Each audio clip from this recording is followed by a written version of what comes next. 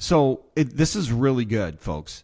Everybody in every headline looks at the S&P 500 or the Dow Jones, and they're heavily weighted towards a handful of companies. And I've said that for months and months and months. When you look at the S&P 500, it's a handful of companies that are driving those returns. You've got 500 stocks. You may have 5 to 10 of them that are creating the entire performance, and the other 490 are down or not doing anything.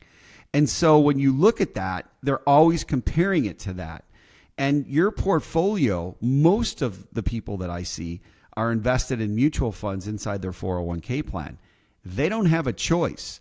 They buy a fund in large caps that's going to invest in certain funds, are going to invest in really those handful of companies inside that fund that are the ones that are driving those returns. Mutual fund managers chase returns or they don't get any money. And so they're always trying to get that 5-star from Morningstar. And they're not going to get it if they don't return. So they chase the return. They go outside of what the structure of the fund is supposed to do, because the fund has a direction, and the type of fund has a direction of what it's supposed to do and what it's supposed to invest in, and they go outside of it. And when they do that, you don't even know, because you're giving them authorization to buy and sell whatever they want. And there's expenses to do that. Like, a lot of people don't even know that there's expenses inside of their funds that you have to track and see what they are. And sometimes they're very expensive. It depends on the plan and the plan document. So I would advise all of you to definitely pull your statements out, call maybe somebody from that company that you're invested in, and see exactly what's going on, because it's your money. And it's a lot of your money, and most of it is tied up in your company's retirement plan.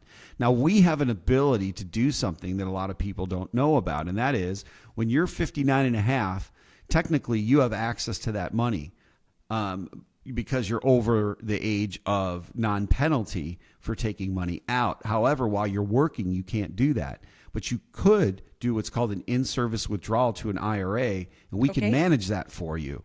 And we can put it in things that are in certain sectors that are going to make you money. Or, like, we're going to take advantage of these oil stocks right now. And we're going to take advantage of a lot of these, technology stocks that have really come down in price by 30 to 40%. Oh, no kidding. Yeah. You may only be down 5%, but if you owned Microsoft, you could be down 30%, which I believe it is down 30%. That's what we were talking about today. So, if you're not taking income, you really don't have as much to worry about. But if you're taking income, you do have a lot to worry about, because you better have a strategy if it continues to go down. And it's not necessarily selling at this point. It's, what else do I have at my magic bag of tricks to pull money from in the event that this happens, and maybe not take money from that other place so that we could give it a chance to grow again.